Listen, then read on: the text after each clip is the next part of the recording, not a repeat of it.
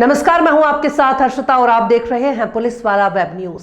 Highway के चौड़ीकरण को लेकर भिंड में संत समाज एक बार फिर सड़कों पर उतर आया है और इस बार आह्वान किया गया कि जब तक चौड़ी रोड नहीं तब तक जनता से टोल नहीं। गौरतलब है कि भिंड जिले में सड़क हादसों को लेकर पहले रिटायर्ड फौजी अपने संगठन के माध्यम से विरोध में रहे, तदुपरांत अब जनता के साथ संत हाईवे निर्माण को लेकर मैदान में है। 8 माह पहले संतों से नेताओं और अधिकारियों द्वारा हाईवे निर्माण शुरू करने को लेकर आश्वासन दिया गया था, जो समय रहते शुरू नहीं हो पाया, जिसके चलते संत समाज के अध्यक्ष कालीदास महाराज सैकड़ों संतों के साथ मालनपुर टोल पर धरने पर बैठ गए और उन्होंने जब तक हाईवे 719 चौड़ा नहीं होने का कार्य शुरू नहीं हो जाता तब तक जनता से टोल न वसूला जाए और उन्होंने सबको लेकर कार्यरत स्टाफ से आह्वान किया कि जनता की गाड़ियों से टोल न वसूला जाए, लेकिन कर्मचारी फास्टैग को कैमरों के माध्यम से स्कैन करके टोल वसूलते रहे। लेकिन लोगों को मालूम चला तो उन्होंने कैमरे नीचे कर दिए और फिर गाड़ियों के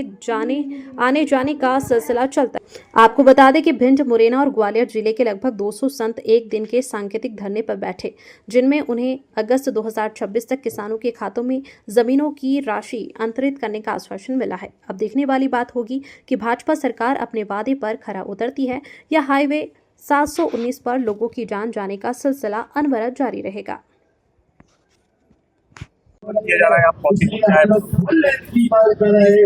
सभी संत महात्माओं के द्वारा धरना, शांति प्रिय धरना प्रदर्शन किया जा रहा है, जो भिंड इटावा नेशनल हाईवे है उसके निर्माण को लेकर के समय समय पर भारतीय जनता पार्टी की केंद्र के मंत्री हो चाहे राज्य की सरकार हो, उन्होंने झूठे आश्वासन दिए, प्रशासन ने गलत आश्वासन दिए और जिसका परिणाम ये निकला कि ये जो हाईवे है ये मौत की हाईवे कहलाने लगी है। प्रत्येक दिन 2-4 लोगों की जानें इस हाईवे पे जा रही हैं प्रशासन की कमी से। हाईवे का निर्माण तो हो नहीं रहा है, दूसरी ओर टोल की वसूली जो है की जा रही है और कंपनियों को रिन्यू किया जा रहा है, बार बार वही ठेका दिया जा रहा है और रिन्यू किया जा रहा है। मैंने इसको विधानसभा में भी उठाया था और फिर से मैं ये कहना चाहता हूँ कि जो टोल कंपनी है उसको आपने कोविड के आधार पर जो 2 से 3 वर्षों का रिन्यूअल दिया उसको तत्काल निरस्त किया जाए। पहले तो आम जनमानस से गैर कानूनी वसूली नहीं होनी।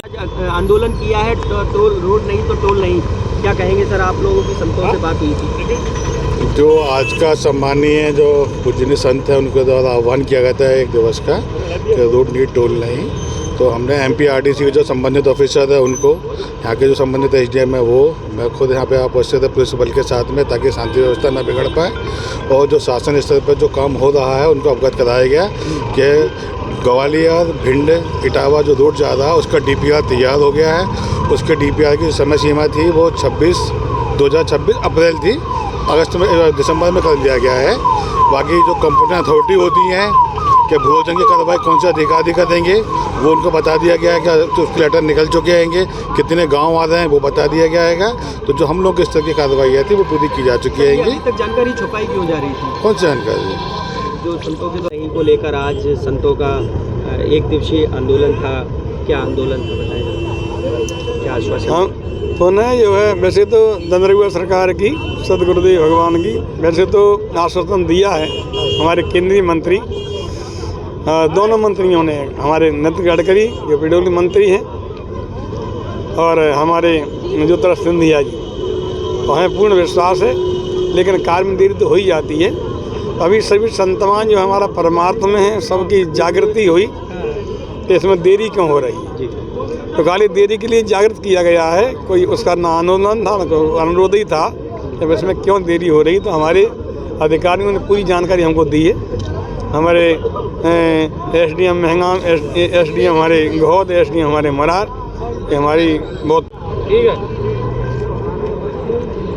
भरत जी बताएं, आज रोड नहीं तो टोल नहीं को लेकर आक्रोश भी देखा गया है, हाईवे पर फ्री वाहन निकाले गए हैं, क्या कहेंगे इसको लेकर के? मैं यह कहना चाहेंगे, हमने अभी शासन प्रशासन को यह संदेश दिया है, ये तो सिर्फ एक दिन टोल फ्री करने के उपरांत में यह संदेश दिया है कि हमारे संत समाज ने जो आपके लिए ये संदेश भेजा है कि ग्वालियर भिंड इटावा जो है जो जल्दी जल्दी रोड बने, क्योंकि सिर्फ दिन प्रतिदिन हमेशा हादसे होते जा रहे हैं। कहीं गाय शिकार हो जाती है हादसे के और कहीं हमारा नौजवान शिकार हो जाता है। यह बहुत ज़्यादा अत्याचार होने के उपरांत संत समाज ने यह बीड़ा उठाया है। इसके लिए लगभग कहाँ से संत आए होंगे और महामंडलेश्वर कितने होंगे, क्या भाई?